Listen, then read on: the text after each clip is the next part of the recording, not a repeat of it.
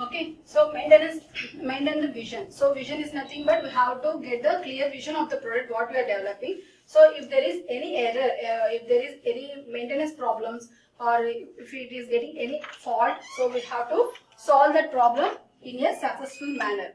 Okay, if you are unable to solve that problem, so the existence of that software product is waste. Okay. So we have to think each and every step, what we are doing, what we have to get, what we want to provide. Okay. And next fourth point is what you produce. So what the product you are going to produce. So these are the steps one software developer has to think before developing of a project. Okay. So what to produce? So what are the things he is going to produce? So what is the use of that? So others will consume. Always specify, design and implement. Knowing someone else, have to understand what you are doing. See, for example, I am the software developer. I am developing one project. Let us say I am developing one application, software app.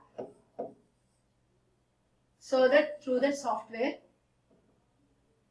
so counseling, student counseling has to be done. That means without going to the outside, without going to any university. So within the house only, you can sit and you can participate in the counseling, and you can select whatever the college you want according to your rank. Okay. So I want to develop this. So whether this app is also previously existed. So whether that previously existed, what are the problems in that? So what the design they implemented? So how the way of looking of that project is looking, app is looking. So we have to see all those things and what we want to develop. So after developing after developing my app, is it understandable to all or not? So for example, in the middle of the project, I can go for another project because of some reasons. So who want to continue the project, is it understandable to that person or not? If he has not understand that project what I am doing, so again I have to explain to him from starting of the project. So it is a waste of time. Okay, so we have to think that one. And next fifth point is be open to the future. So be open to the future is nothing but whatever the plan, whatever the product we are developing, is it usable to or not? Is it usable or reusable? So whatever the things I am developing in the project, so is it reusable? Same as the technology is advancement, so we have to implement more and more things in the application or the software project. So whatever the developing the project is can be applicable. That means if there is now we are getting the 5G. According to the 5G, so whether the app is looking good or not. So whether we have to implement some more graphical user interface into that or not. So we have to see that one also. And next one is sixth point. Plan ahead for reuse. Same. So plan ahead for reuse means, so according to the technology's advancements, we have to whether the what are the implementations we have to do. See, we have the 4G phone and we are using the Android of version 9. So if the Android version is as incremented to the 11th version, upgraded to the 11th version, then my 4G phone is supported to this. Okay, if Android is getting the some 14th version came into existence, 4G may not be supported. So I have to upgrade my phone to the 5G. So then what will use the 4G phone? The 4G phone will no longer existed. Okay, so whatever the developments we did in this 4G phone, up to that it will be wastage of money. So according to this version, if the 4G is supported along with the 5G, then 4G will be existed for a long time. That means the reusability. And next one is the reduce the cost and increase the value. See, if you see some products, it will be more cost. For example, when LEDs, LCD and LED. Now LCD products are lesser than the LED products. So LED products cost is more than the LCD products. So before projector, for TVs you have previously we have the projectors. That means the TV will have the small, long boxes, type of boxes. So in that,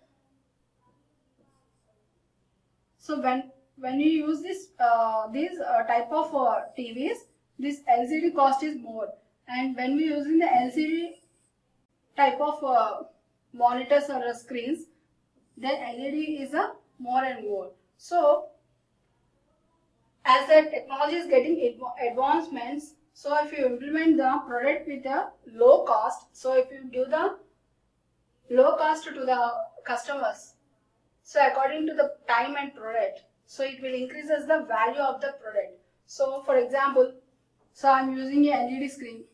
So now LED screen is, for example, let us say 11,000 rupees. So when LCD came into existence, this LED is maybe 16,000 of amount. Okay, so as the technology is advancing, the product is also getting the rate will be getting the decreasing. So while developing of the product only, if you reduces the cost, that means while development only, so you have to reduce the cost, then it will increase the value of the product. So next one is the think.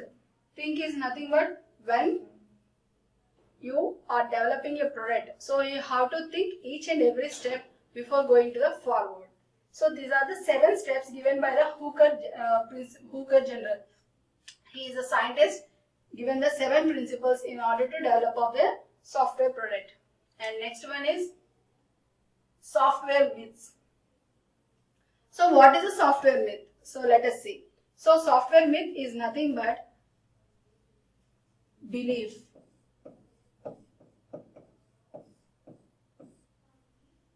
Belief means namakam.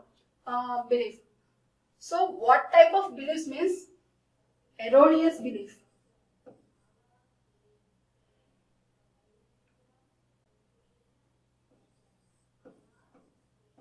Erroneous. Erroneous is nothing but wrong. The meaning of erroneous is nothing but wrong. So wrong belief. So what are the software myths? Why they are existed? So let us see in this. So myths are nothing but the erroneous. Erroneous is nothing but wrong. Wrong beliefs about the software and the process that is used to build it. So while developing of the software product, so we have the some beliefs. So what are those beliefs? Are the wrong beliefs, erroneous beliefs. We said that technical words. We have to use some technical words. So erroneous. So erroneous beliefs means wrong beliefs. What are those wrong beliefs? We will see later. Okay. So myths are nothing but a belief which is an erroneous one. That means erroneous beliefs about the, for what? About the software.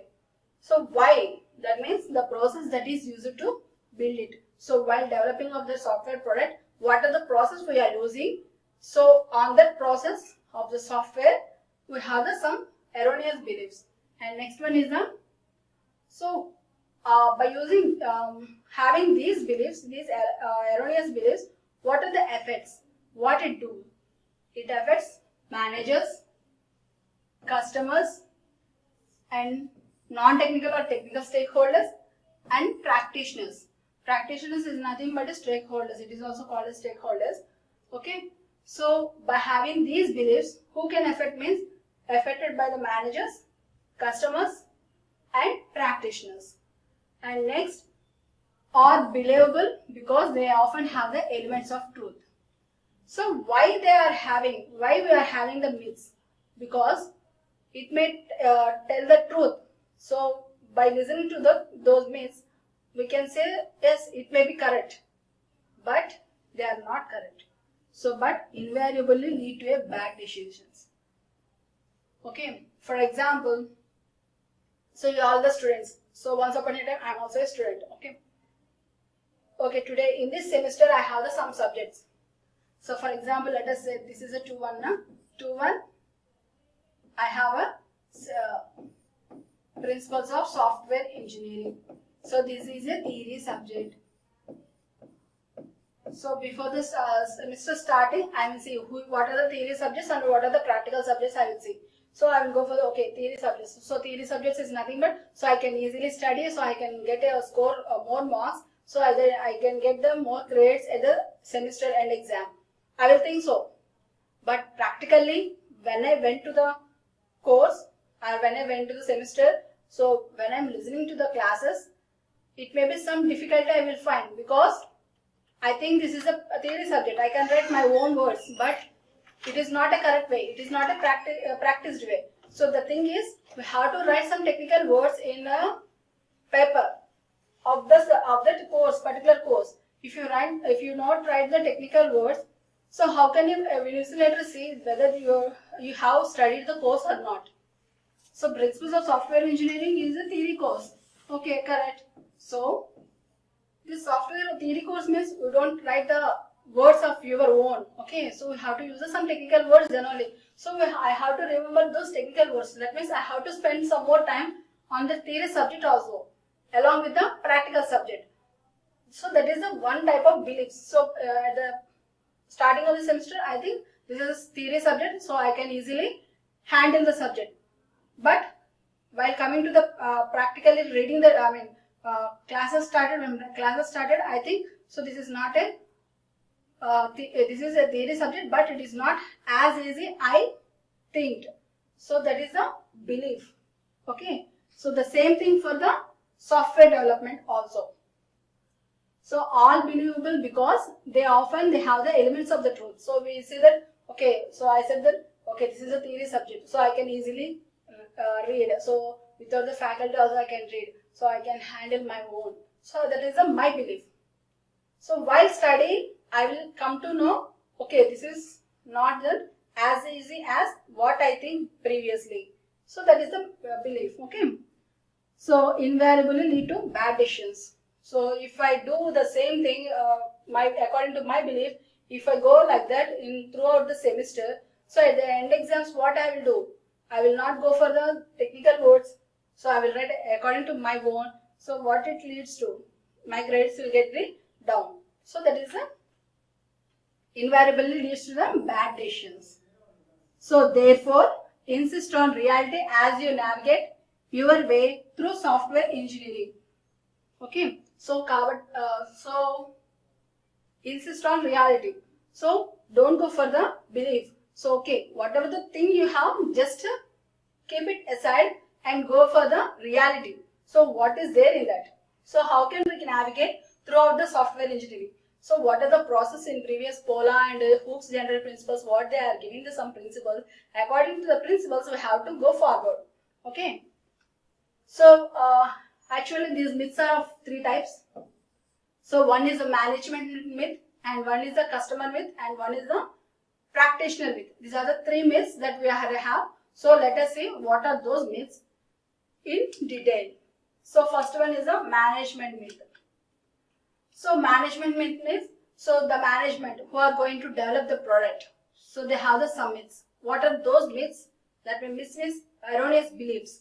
What are those? We will see. The first myth. We already have book that full of standards and procedures for building a software, so won't provide people with everything they needed to know. Everything they need to know. That means according to the management, so they have some procedures. So in order to develop a software product, they will maintain some procedures books, or they will maintain some log books for that. Okay. So they will think what they believe is, so we have some standard procedures for developing of the software develop. So we don't need to know the customers or the customers everything. People means maybe the customers or the maybe end users, they don't know everything they need to know.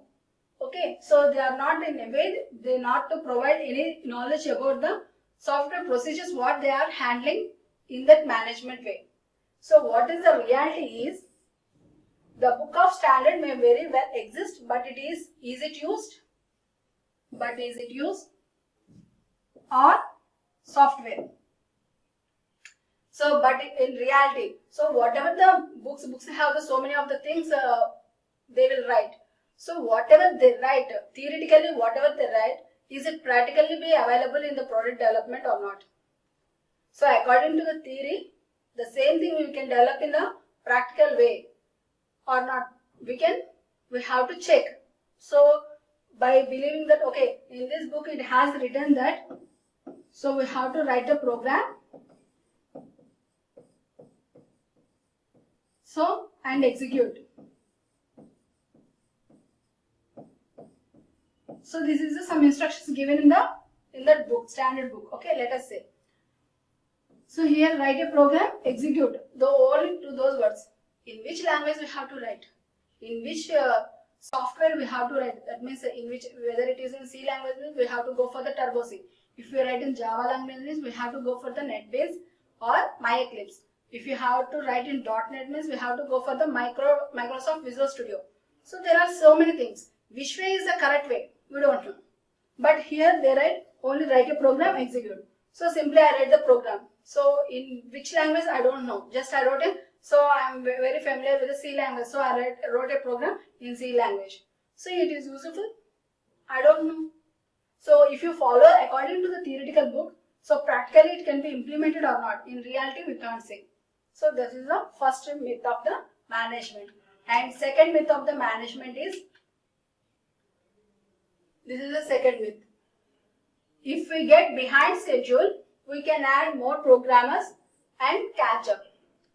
See, for example, I am the stakeholders. I went to some management department of the software program, software industry. So I said by the end of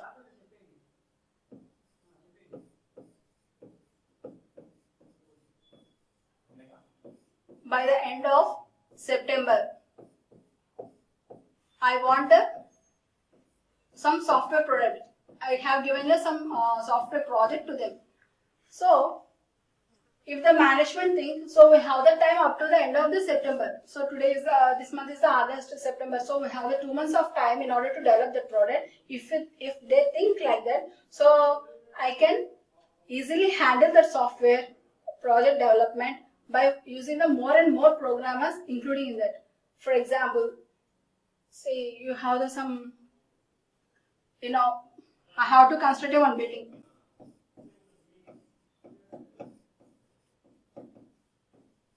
So I have some end date.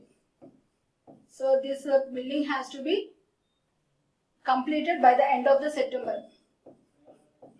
So what I will do for building of some house?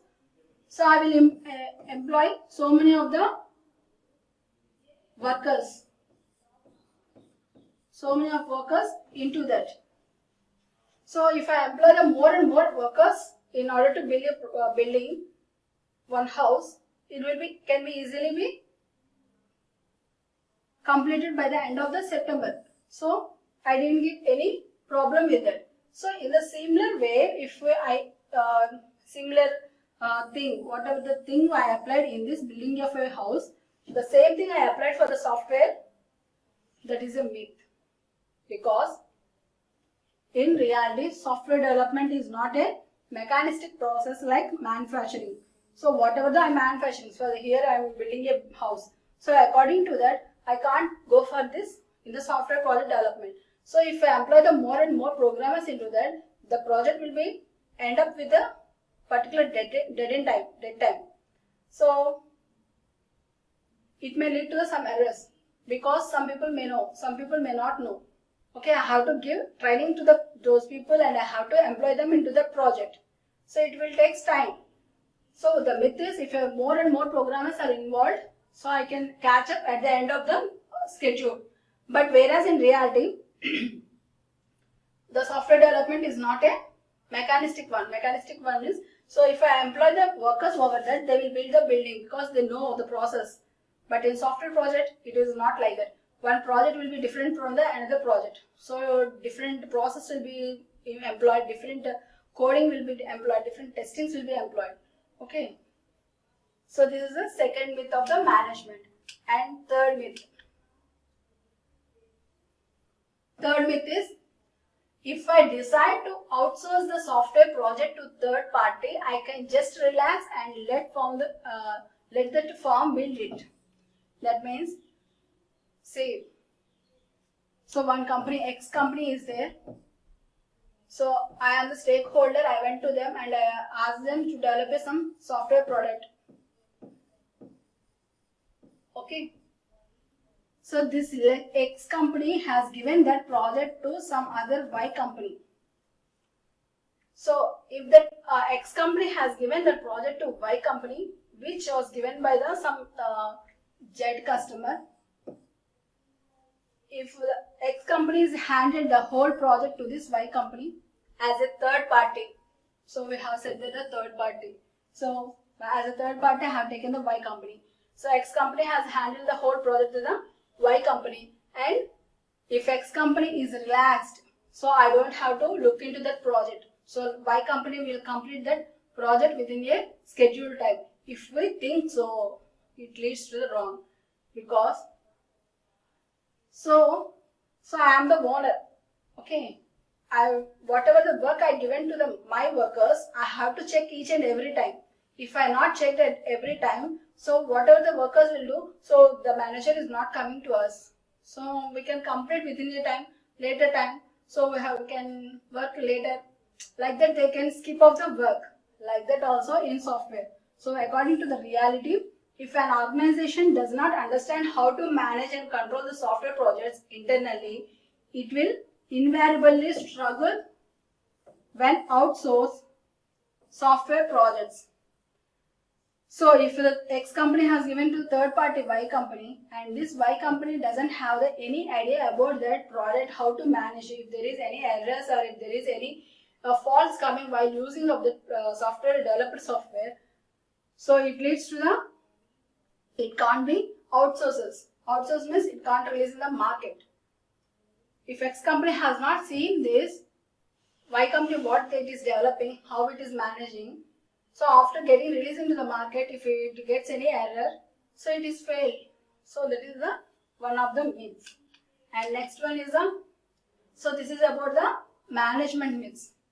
We have the 3 myths for the management. Now coming to the customer myths.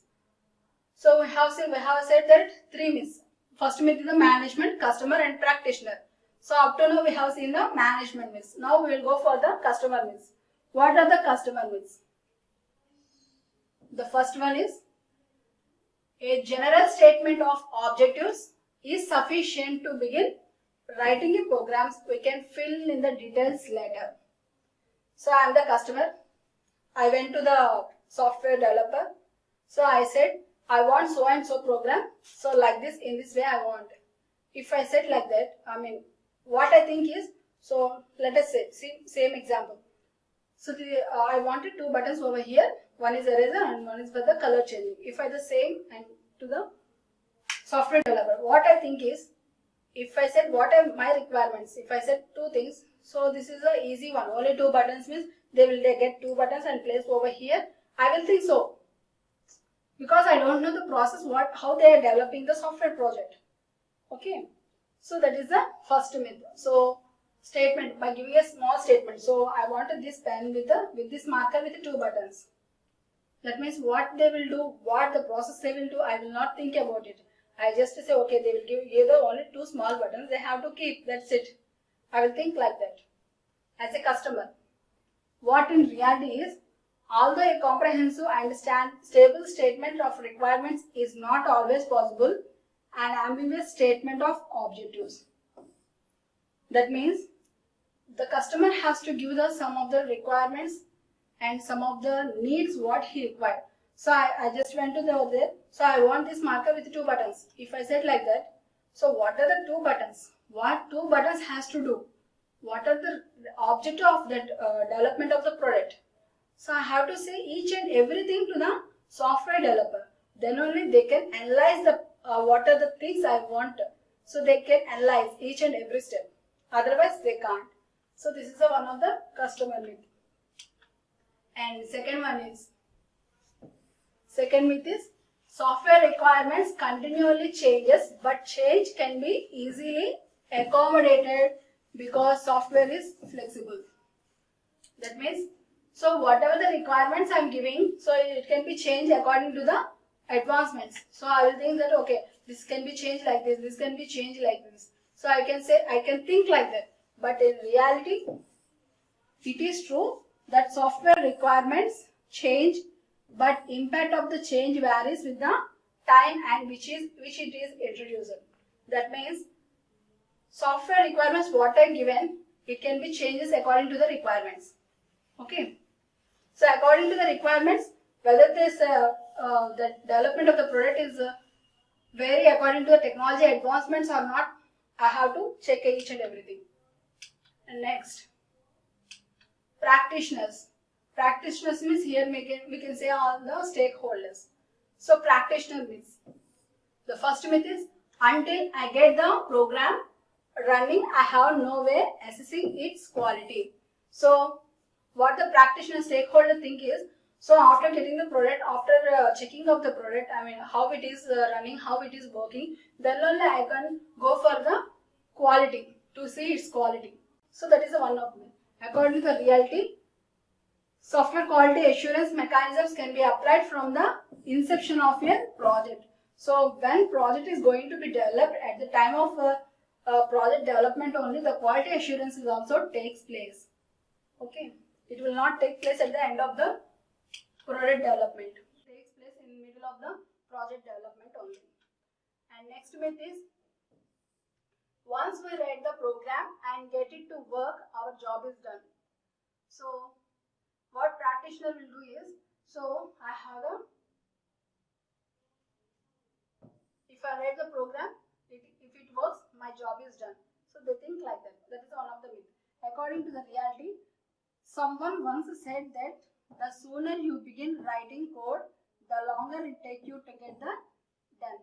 For example, so you don't have the requirements. So okay, this has to be done like this. Okay, I write the program. So if I write the program according to my requirements, so first only without analyzing anything, without understanding the problem, without analyzing the problem, if you write the program according to your view, so what will happen? So it can't be done. That means it can't be complete within a time. So if it doesn't analyze the problem, how can you write? You write according to your requirements. So after analyzing, you will get some more problems over there. So those problems again you have to implement in your program. So like that means if you write the code in the first time in the beginning, so it will take a more longer time to get it done. This is the practitioner myth. And next one is how it all starts. So those are the myths of the practitioners and the myths of the customers and myths of the management. Now we will go for the how it all starts. So how it all starts is nothing but how the project has to start. First, every software project is precipitated by some business needs. So why the software project is getting started?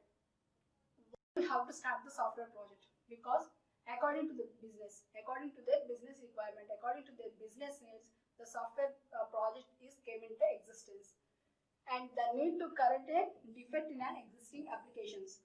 So whatever the defects is there in the previous projects. So in order to modify those, this software project came into existence. And next one is the need to be adaptable a legacy system. So legacy means I have said that older programs, whatever the old products are there, those products has to be reusable. In order to get reusability, this software project has came into existence. Okay. And next to go for the summary. So in this session I have said about the adapting of a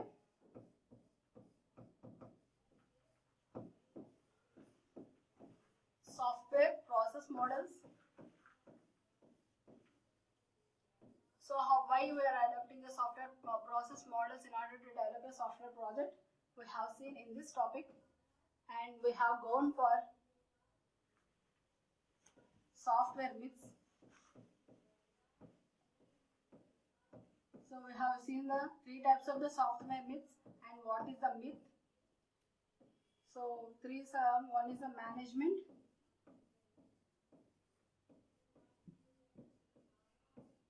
and next one is the customer, and thirdly practitioner.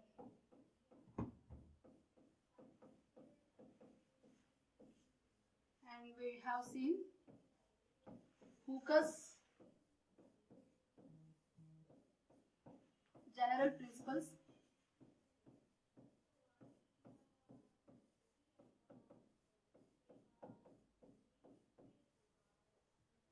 and essence of practice,